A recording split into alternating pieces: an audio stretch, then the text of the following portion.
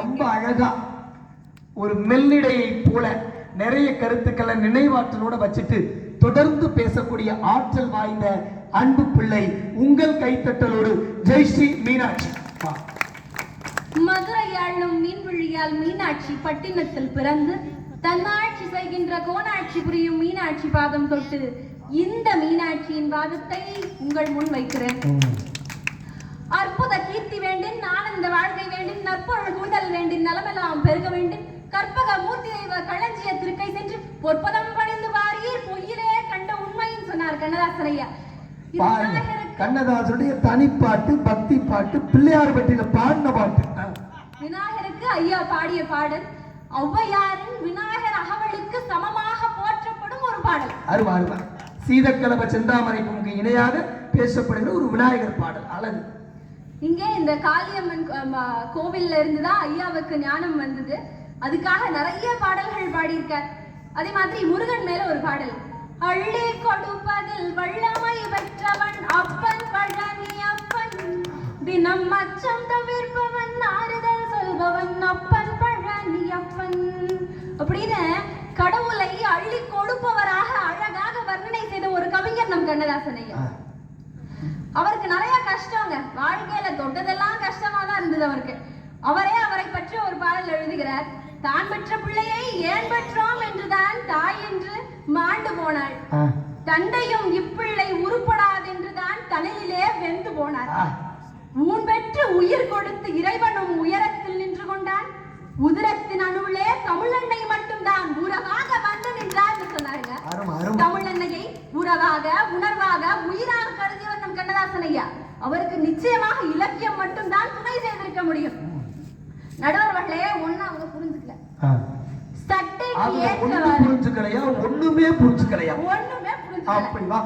சட்டைக்கு ஏற்றவாறு உடலை மாற்றுவது திரை இசை பாடல்கள், உடலுக்கு ஏற்றவாறு சட்டையை தைப்பதுதான் நம் இலக்கிய பாடல்கள். நடுவர்களே ஒரு கோவில், நாங்க தச்சு போடுற சட்டை, நீங்க ரெடிமேட் சட்டை. ஒரு கோவில் இருக்கு, வெளியே இருந்து பார்த்தா கோபுரம் தெரியும். கோபுரம் மிக அழகான ஒண்ணுதான், இல்லன்னு சொல்ல, ஆனா அது தாங்கி பிடிக்கிறது அதோட அஸ்திவாரம். அப்ப கோபுரம் மாதிரி இருக்க திரை இசை பாடல்களை இலக்கிய பாடல்கள் அஸ்திவாரம் போல் தாங்கி தாங்குகின்றன. ஒரு தத்துவ கவிஞர் இருந்தார், ரொம்ப ரசனையுள்ள கவிஞருங்க. அழகா சொல்ற, அடடா எவ்வளவு அழகான வானம் என்று ரசித்துக் கொண்டிருந்தேன், அப்பொழுதுதான் தெரிந்தது வானத்திலும் மேகங்கள் இருக்கிறது என்று. கடலை பார்த்தார், ஆஹா எவ்வளவு அழகான கடல், எவ்வளவு அழகாக இருக்கிறது என்று ரசித்துக் கொண்டிருந்தேன், அப்பொழுதுதான் தெரிந்தது அந்த கடலிலும் உப்பு இருக்கிறது என்று. அப்படி நம்மவர்கள் நிறைவை விட்டு விட்டு குறை மட்டும்தான் பாக்குறீங்க, அதனால்தான் உங்களுக்கு வாழ்க்கையில மகிழ்ச்சி இல்லை. ஆனால் நம்ம கண்ணதாசன் ஐயா இருக்கார்ல, கடலை பார்க்காம உப்பை பார்த்தா தப்பு, குறை கூட நிறையாக பார்த்தார். சொல்ற, பொன்னம்மா என் மனைவி பூமியிலும் பொறையுடையாய். நடுவர்களே செவிடானாலும் பரவாயில்ல, ஆனா உன்னாலதான் நான் இன்னைக்கு இத்தனை பெரிய கவிஞரா வந்து நிக்கிறேன்னு சொன்னார். அதான் முக்கியம். இன்றைக்கு நான் வெற்றி பெறுவதற்கு காரணம் என் மனைவின்னு எத்தனை பேர் சொல்லுவீங்க? மனைவி இருந்தா சொல்லுவோம்னு கேட்டாதீங்க. நகைச்சுவையில் காளமேக புலவர் நம்ம ஐயா. நடுவர்களே மாமியார் மான்மியம் ரொம்ப அழகா சொல்லியிருப்பார். இதை விட ஒரு வரன் சரியில்லைன்னு ஒரு மாமியார் சொல்லவே முடியாது. நல்லா தான் சொன்னாரு நாராயணன் செட்டியார்.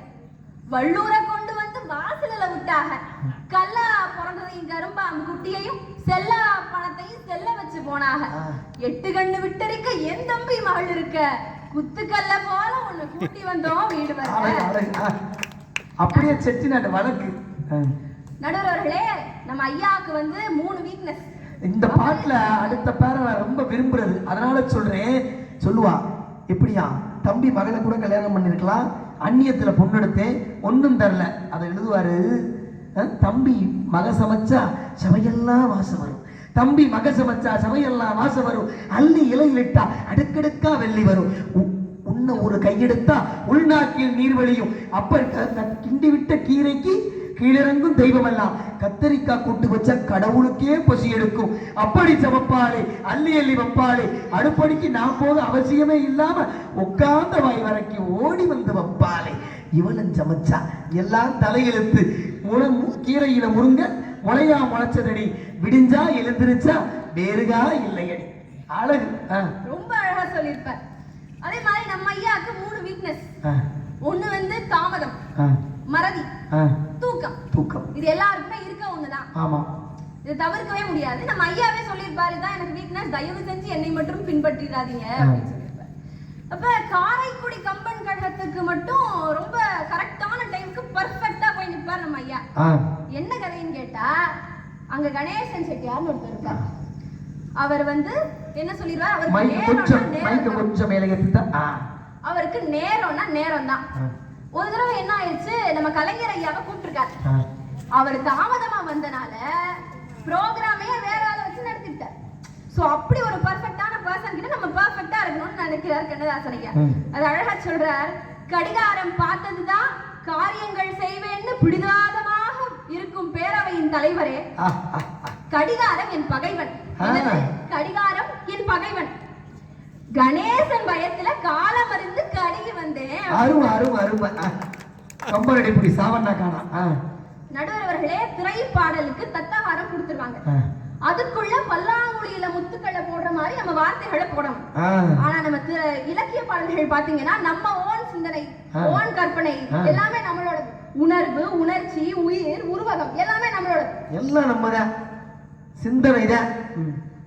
அவர் வெறும் 8ஆம் கிளாஸ் தான் படிச்சிருக்காரு. அது எவ்வளவு அழகா சொல்றாரு பாருங்க. நான் படித்த படிப்பெல்லாம் 8ஆம் வகுப்பன்றி 8க்கு மேல் வகுப்பை எட்டியும் பார்த்ததில்லை, இலக்கணமும் கற்றதில்லை, செப்புவதெல்லாம் கம்பன் செந்தமிழால் வருவதனால் அக்காலம் அப்பிறப்பில் அழகு வெண்ணை நல்லூரில் கம்பன் வீட்டில் கணக்கெழுதி வாழ்ந்தேனோ நம்புகிறேன் அப்படித்தான்னு சொன்னார். நடுவர் அவர்களே, காமராசர் ஐயாவை அழகாக வர்ணித்த ஒரு மாபெரும் மேதை கண்ணதாசன் ஐயா. பொன் நாடார், பொருள் நாடார், தான் பிறந்த அன்னையை நாடார், ஆசை நாடார், நாடொன்றும் நாடித்தன் நரமெல்லாம் நாடொன்று நாடாறு, அவர்தான் காமராசர் நாடார் என்று கூறினார் கண்ணதாசன். நாடார் சமூகத்தை, ஒரு சமூகத்தை, ஒரு சமூகத்தை சார்ந்த தலைவரை இவ்வளவு அழகா ஒருவரால் வர்ணித்து இருக்கவே முடியாது நடுவர். அது கண்ணதாசனாலதான் முடியும், அதே மாதிரி தனிப்பாடல்ல தான் முடியும். அதே மாதிரி நம்ம நகரத்தார்கள் காசி விசாலாட்சி, கவிமதுரை மீனாட்சி, கட்டியுள்ள ஆடுகளும் கழுத்தில் உள்ள பொன்னகையும் சுற்றியுள்ள மாடமும் தூக்கி வரும் கோபுரமும் முற்றும் அழியாத முட்டை கோபுரமும் ஆக்கி கொடுத்தவர்கள், அமர்ந்திருந்து காத்தவர்கள் நம் நாட்டுக்கோட்டை வளர்த்த நகரத்தார் அல்லாமோன்னு சொன்னார். வண்ணக்கலை வளர்த்தும் வரலாறை நாம் சமைத்தும் என்ன துணையாக எத்தனையோ கோயில்களை கண்ணில் இருத்தி கலைகளை காத்து வந்தோம். காசி விசாலாட்சி, கவிமதுரை மீனாட்சி, காஞ்சியிலே காமாட்சி, கட்டியுள்ள புன்னகையும் முற்று மரியாத முட்டை கோபுரத்தலகும் அண்ணாமலையில் விற்றிருக்கும் பேரழகும் ஆக்கி கொடுத்தவர்கள், அமர்ந்திருந்து காத்தவர்கள் அருமை. இன்னொன்று சொல்லுகிறேங்க, பொது மேடைனால நான் நம்ம செட்டிநாட்டு மேடை என்பதனாலே சொல்லுகிறேன். நான் நகரத்தார் என்பதால் பெருமையாக பேசவில்லை, நான் நகரத்தாராக இருக்கிறவர்களும் பெருமையாக பேசுகிறார்கள் என்பதுதான் வெற்றி.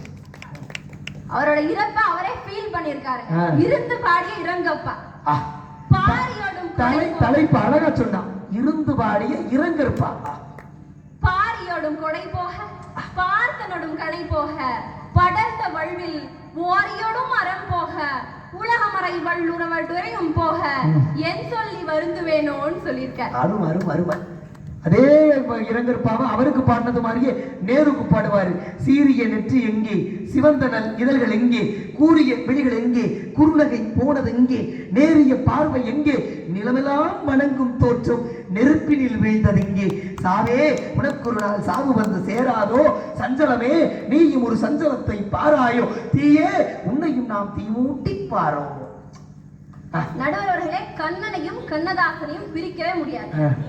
அவர் பாடிய ஒரு பாடல் புல்லாங்குழல் கொடுத்த மூங்கில். பல விஷயங்கள் கண்ணனையும் நம்முடைய கண்ணதாசனையும் பல விஷயங்களில் பிரிக்கவே முடியாது. பாஞ்சாலி புகழ் காக்க தன் கை கொடுத்தாள், அந்த பாரதம் ஓர் முடிக்க சங்கை எடுத்தாள் அப்படின்னு அழகா பாரதத்தை, ஒரு மகாபாரதத்தையே ஒரு பாடல்ல கொண்டு வந்தவர் நம்ம கண்ணதாசன். அருமை. மகாபாரதத்தை முடிச்சிட்டாரு வியாசர். இங்கிட்டு வில்லி பாரதம், வில்லி புத்தூர நம்ம கண்ணதாசன் 4 அழகான தேடல். நடுவர் அவர்களே, ஸ்ரீராம் சொன்ன மலையரசி அம்மது பாடல் தனி இலக்கிய பாடல். பாத்துக்க ஸ்ரீராமன் தனி இலக்கிய பாடல் மலையரசி அம்மனை இத்தனை திரைசை பாடல் இருந்தும் வணங்குவதற்கு முதல்ல ஆரம்பிக்கிறதுக்கு உங்களுக்கு ஒரு தனி இலக்கிய பாடல் தேவைப்பட்டிருக்கிறது. மாலவன் மார்பிலிருக்கும் தேவைப்பட்டிருக்கிறது. முத்தான இட்ட பெயர் முத்தாக வேண்டும் என முறையீடு செய்யவில்லையோ, முற்றாக கேட்ட பின்னும் நற்றாய் நந்தமிழ் முறையாக வந்த நிலையோன்னு சொன்னாங்க. யார்ட்ட? மலையரசிட்ட. அப்படி தனி இலக்கிய பாடல்கள் நம்ம எல்லாம் கட்டி போடும் ஒரு பாடலாக தான் இருந்திருக்கு. இன்னமும் அப்படித்தான் இருக்க போகிறது. என்றும் நிலைத்து நிற்கும் பாடல்களாக அவை இருக்க போகிறது. அதே மாதிரி மாலவன் மார்பில் நிற்கும் அழகா நிறைய சொல்றேன். காலத்துக்காக மட்டும்தான் நான் மைக் அடிக்கிறேன். அழகா பேசுற நிறைவா மாலவன் மார்பில் நிற்கும்ன்ற பாடல் பாடினா நம்ம வீடுகள்ல எல்லாம் பொன் பொழியும். ஆனா உங்க திரையிசை பாடல்ல எந்த பாடலை பாடினா என்ன பொழியும்? என்ன பொழியும்? இப்ப மழை பொழியும்னு சொல்லிடக்கூடாது. வாய்ப்பளித்தமைக்கு நன்றி பாராட்டி விடைபெறுகிறேன். நன்றி. தொடங்கிய விதத்திலேயே முடிச்சு ஒரு நேர்த்தியான ஒரு நடை, ஒரு கவிதை நடைன்னு தம்பிக்கு சொன்னல, அது மாதிரி ஒரு எளிமையான ஒரு இனிமையான குரல் வளம், தொடர்ந்த பேச்சு, இன்னும் இன்னும் மலையரசி அருளால நீயும் நானும் எல்லாரும் உயர வேண்டும் என்று வணங்கி மகிழ்ந்து. நேரம் இல்லை இருக்குன்னா 2 பேர் யாரு? எல்லாருமே நட்சத்திர பேச்சாளர் தான். இவர்கள் தொலைக்காட்சிகளில் இன்னும் அனுபவம் சார்ந்து நிறைய பாடி பல்லாயிரக்கணக்கான மேடைகள், ஒரு நூற்றுக்கணக்கான மேடைகளை கண்டவர்கள் நிறைவாக பேச வேண்டும் என்று நான் இன்றைக்கு அவர்களை அழைக்கிறேன்.